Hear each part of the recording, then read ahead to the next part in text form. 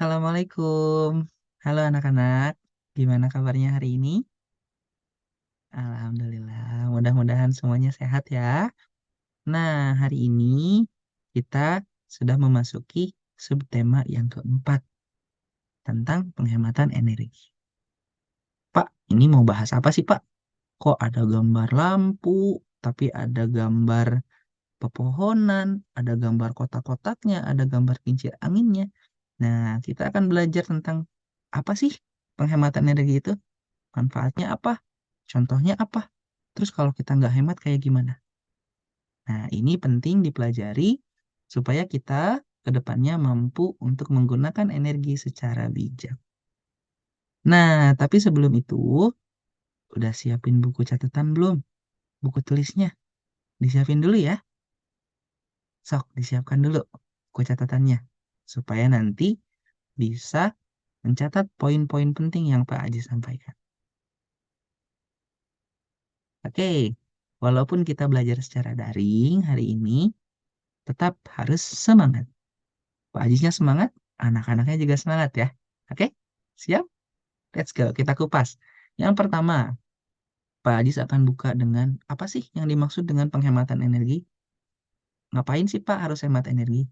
Nah, penghematan energi artinya kita menggunakan energi sesuai dengan kebutuhan, sesuai dengan yang kita perlukan aja. Kalau misalkan nggak hemat energi gimana, Pak?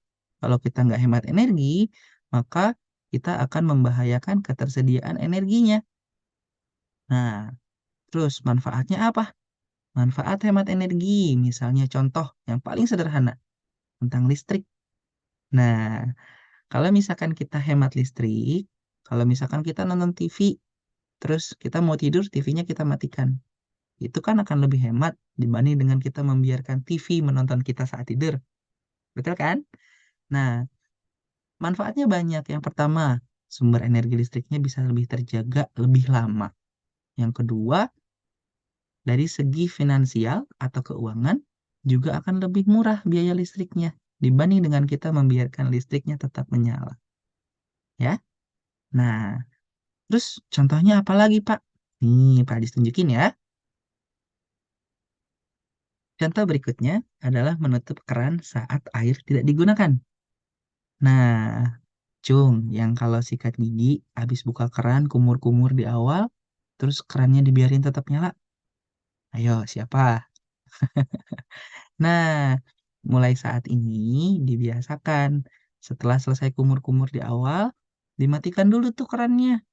Nah, baru kita buka pasta giginya, tuangkan pasta gigi ke sikat giginya, baru sikat gigi.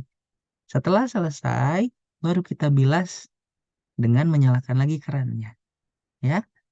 Nah, ini contoh perilaku hemat energi air. Berikutnya, kita mematikan lampu dan perangkat elektronik saat tidak digunakan. Kenapa sih Pak harus kayak gitu? Tadi ya, sudah Pak jelaskan ya, tentang menghemat listrik itu bagaimana. Contohnya lampu. Lagian kalau nyalain lampu siang-siang, emang jadi makin terang. Kan udah ada cahaya matahari. Betul kan? Tinggal buka aja gordennya, biar ada cahaya matahari yang masuk. Terus berikutnya, contohnya lagi adalah menggunakan sepeda atau berjalan kaki saat pergi dengan jarak yang dekat. Misal, disuruh sama ibunya buat ke warung. Warungnya ada di sebelah rumah. Misal, cuma kehalang sama 3 rumah. Nah, itu tinggal pakai sepeda atau jalan kaki aja udah cukup. Dibanding dengan pakai motor. Coba bandingkan kalau pakai motor. Motornya harus diisi bensin dulu. Kalaupun bensinnya udah ada, bensinnya jadi terpakai. Artinya, ada uang yang keluar sebagai biaya perjalanan. Berikutnya, ketika motor dinyalakan, mesinnya, maka ada emisi gas.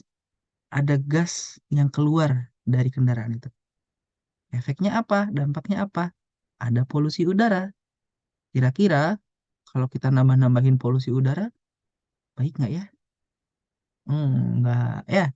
Nah, itu sebabnya kita lebih baik menggunakan sepeda atau berjalan kaki kalau bepergian dengan jarak yang dekat. Berikutnya, kalau misalkan kita nggak hemat, Apa sih Pak yang terjadi? Nih, kita buka dulu contohnya ya. Boros energi itu contohnya nih tadi buang-buang air ya. Tidak sesuai dengan kebutuhannya. Malah dipakai perang-perang air semprot-semprotan. Terus nih di ruangan contohnya. Di rumah ketika udah ada cahaya matahari, tapi masih nyalain lampu. Padahal dari luar udah terang tuh. Ruangannya udah terang kena sinar matahari. Ditambahin lampu. Nggak makin terang sebetulnya. Dan yang ada adalah boros. Terakhir tuh penggunaan kendaraan ya. Ada mobil yang diisi cuma sama satu orang. Bikin nambah macet. Bikin polusi udara. Diisi dua orang, Pak. Sama aja. Terus gimana kalau mau bijak, Pak? Nah, contoh. Kita bisa menggunakan kendaraan yang lebih besar. Ada bus misalnya ya. Seperti yang Pak Ajis lakukan ketika Pak Ajis pergi buat belajar di Jakarta misalnya. Nah, dari Karawang, Pak Ajis naik kereta api. Sampai di Jakarta, Pak Aziz transit. Berpindah ke bus Transjakarta. Nah, itu Pak Aziz kayak gitu kenapa? Pak Aziz ada motor. Pak Aziz juga bisa minta diantar sama saudara untuk menggunakan mobil pribadi. Tapi itu dampaknya bisa membuat kemacetan dan polusi udaranya bertambah. Nah, Pak Ajis membantu pengurangan itu semua dengan menggunakan bus Transjakarta. Nah, efeknya selain lebih hemat, juga kemacetan dan polusi udaranya bisa dikurangi. Terus kalau misalkan kita boros atau nggak hemat energi gimana, Pak? Ini dia.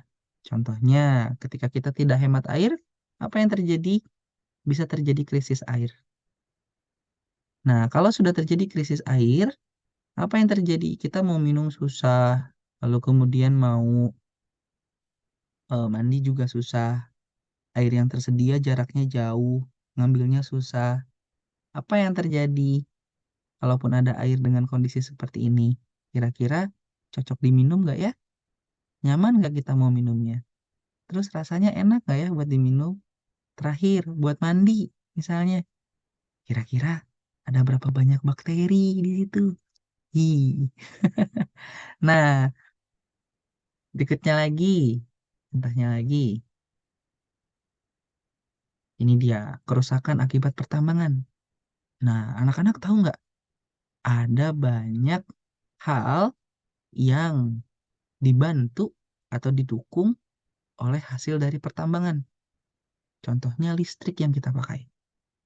Nah, kalau kita pakai listriknya boros, artinya makin banyak juga tuh hasil pertambangan yang kita pakai.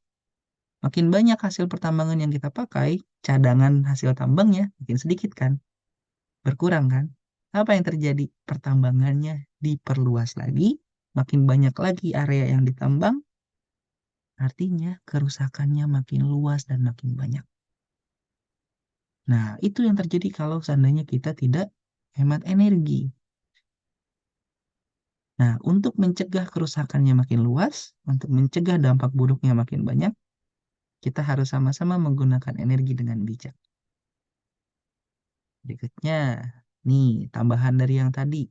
Ketika batu bara, hasil tambang dibakar, energi panasnya diolah menjadi listrik, ada sisa-sisa dari proses tadi yang membahayakan. Kayak ini nih, yang Pak Dis tunjukin. Asapnya, polusi udaranya. Kira-kira kalau misalkan langitnya, udaranya udah sekotor ini, enak nggak ya buat nafasnya? Enak nggak ya buat aktivitasnya? Nah, daripada kita bikin polusinya makin banyak, bikin kerusakannya makin membahayakan juga, lebih baik kita hemat energi. Oke? Sepakat ya?